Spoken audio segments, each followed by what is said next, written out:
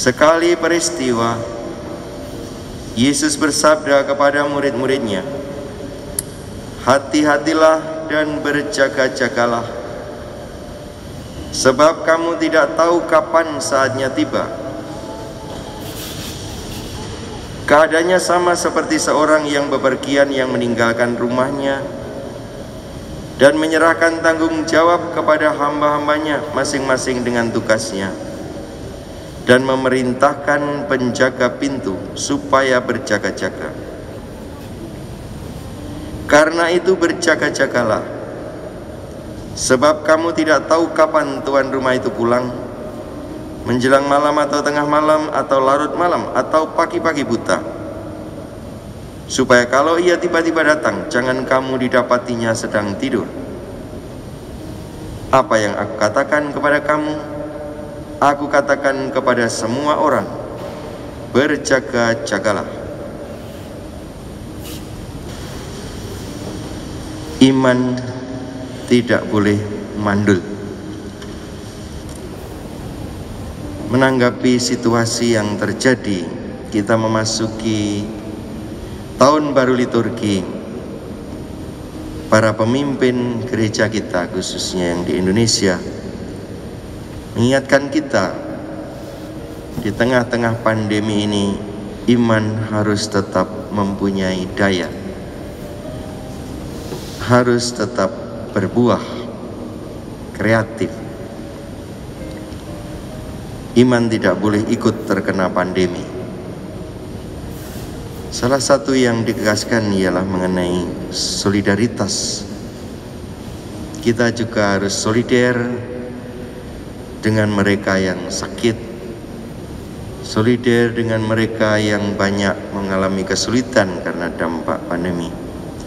Iman harus mampu untuk terus bergerak, menanggapi situasi zaman dan memberikan berita gembira dalam situasi apapun.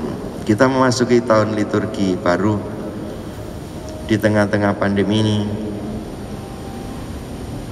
dengan masa Advent, di mana kita diajak untuk mempunyai semangat menantikan kedatangan Tuhan dengan penuh kegembiraan. Bapak Ibu Saudara sekalian yang dikasihi Tuhan,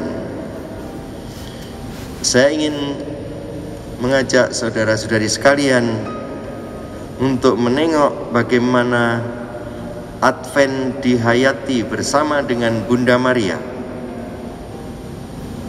Sesungguhnya yang mengalami Advent secara fisik, secara nyata, itu Bunda Maria, di mana Bunda Maria mengharap menantikan kelahiran Yesus putranya sungguh-sungguh sebagai seorang wanita, seorang ibu yang melahirkan manusia dalam bentuk yang sesungguhnya, fisik. Apa yang terjadi dalam diri seorang wanita yang sedang mengandung, menantikan kelahiran putranya? Tentu meskipun mungkin nampaknya diam, penuh dengan kesibukan, setidak-tidaknya proses bagaimana janin di dalam kandungan itu terus bergerak, terus menjadi sesuatu yang semakin sempurna. Saya yakin seorang ibu yang hamil akan menata banyak hal. Dia tidak akan sembrono mengucapkan kalimat-kalimat. Dia tidak akan sembrono menata tindakannya. Mungkin di dalam hati, di dalam jiwanya penuh dengan doa, mengharapkan supaya anak dalam kandungannya sungguh sehat dan nanti dilahirkan dengan selamat. Diam, tetapi penuh dengan kesibukan, baik secara jasmani maupun secara rohani. Semangat Advent semangat menantikan kelahiran Tuhan Yesus bisa kita teladani bagaimana dari Maria yang sungguh-sungguh menantikan kelahiran putranya. Dan pada waktunya nanti Bunda Maria akan melahirkan Yesus di hari Natal. Tanpa proses di dalam hati, di dalam jiwanya, di dalam raganya, yang diberikan makna, diberikan nilai terus-menerus dengan pengharapan yang besar. Mungkin ada gangguan sakit, mual, tidak nyaman. Tetapi dengan penuh kegembiraan tetap menantikan supaya anaknya lahir selamat. Mari kita seperti Bunda Maria merawat dan memelihara sabda Tuhan. Iman kita Yesus di dalam hati, di dalam batin. Mungkin dengan keprihatinan, mungkin dengan bagaimana kita menata sikap, menata hati, menata pikiran, sehingga pada waktunya kita bisa memberikan, melahirkan Yesus kepada dunia, seperti Bunda Maria melahirkan Yesus sebagai juru selamat. Yesus tetap harus hadir, dan itu melalui seluruh umatnya. Yesus dihadirkan oleh setiap orang beriman dari dalam hatinya, dari kesaksian imannya. Dan itu memang perlu diproses. Masa Advent ini mengajak kita untuk masuk ke dalam keheningan, mengolah, masuk di dalam kita sikap semedi mungkin. Proses itu terus berlanjut dan akhirnya kita dengan gembira menghadirkan Tuhan bagi dunia. Dia akan menjadi juru selamat, dia akan menjadi penyelamat kita. Bacaan hari ini mungkin kata-kata yang sifatnya mengingatkan kita.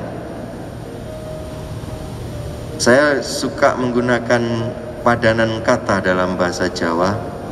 Berjaga-jaga, sadar ini, eling. Jadi bukan hanya sekedar berjaga-jaga secara fisik. Eling ini mengandaikan seseorang memang di dalam batinnya tahu, menghendaki, sadar berhadapan dengan siapa. Kalau tidak sadar berhadapan dengan siapa bisa sembrono. Bacaan pertama menunjukkan hal itu. Bagaimana orang Israel merasa terlewatkan. Kenapa kami tersesat dan tidak ada yang menegur? Kok tidak dielingno, tidak diingatkan? Tuhan, kenapa Engkau biarkan kami tersesat? Dalam Injil, Tuhan Yesus menegaskan tentang berjaga-jaga ini, supaya kita senantiasa juga ingat akan kebaikan Tuhan, ingat akan segala rahasia misteri yang Tuhan selenggarakan dalam hidup kita, dan kita diberikan anugerah iman yang terus-menerus harus kita hayati, harus berbuah, harus menghasilkan sesuatu. Iman yang tidak pernah diproses, iman yang tidak pernah diolah atau tidak disadari itu perlu diolah, tidak diingat, disadari itu perlu untuk terus-menerus dikembangkan sehingga bisa berbuah dengan baik, iman itu akan mandul. Ada mungkin, tetapi tidak produktif. Nah, masa Advent ini mengajak kita untuk mengolah, menata iman kita sebagaimana Bunda Maria mengandung Yesus penuh dengan kesibukan di dalam rahimnya. Kita mengolah, menata iman kita, mengolah firman Tuhan di dalam hati kita. Kalau Bunda Maria itu mengolah firman Tuhan di dalam rahimnya, nanti Sang Sabda menjadi manusia.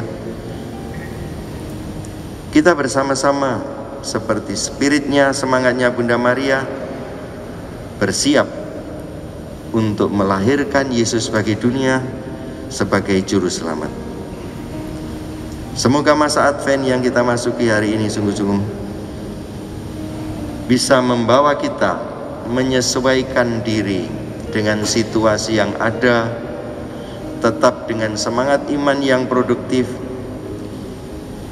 solider dengan semua saudara-saudara kita, tidak sembrono, berjaga-jaga, solider dengan mereka yang merawat orang-orang sakit, para dokter, perawat tenaga medis yang juga bertaruh nyawa, banyak yang meninggal. Kita solider dengan tindakan-tindakan protokol kesehatan yang tetap kita perhatikan. Ada banyak cara kita mengungkapkan hal itu. Selamat menjalani tahun baru liturgi ke depan, dan nanti pada ujung tahun liturgi, apakah Tuhan akan mengatakan kepada kita, silakan masuk ke sebelah kanan, sebab ketika aku lapar dan sebagainya. Buah-buah iman akan kita pertanggungjawabkan, dan disitulah kita akan dipersilakan untuk menikmati kebahagiaan bersama dengan Tuhan. Tetapi juga ada peringatan, ada syarat. Apakah ketika aku lapar, ketika aku haus, ketika aku telanjang, ketika aku sakit, memang kamu berada di sana? Ataukah diam? Karena bisa jadi masa pandemi ini membuat kita memaklumi diri, tetangganya sakit, tidak dikunjungi, nggak boleh. Silakan dipertimbangkan dengan baik. Kalau memang itu merupakan keputusan, memang kita berhati-hati, baik. Tapi kalau itu keputusan karena kita tidak mau repot dan bersembunyi, mungkin perlu dikoreksi. Amin.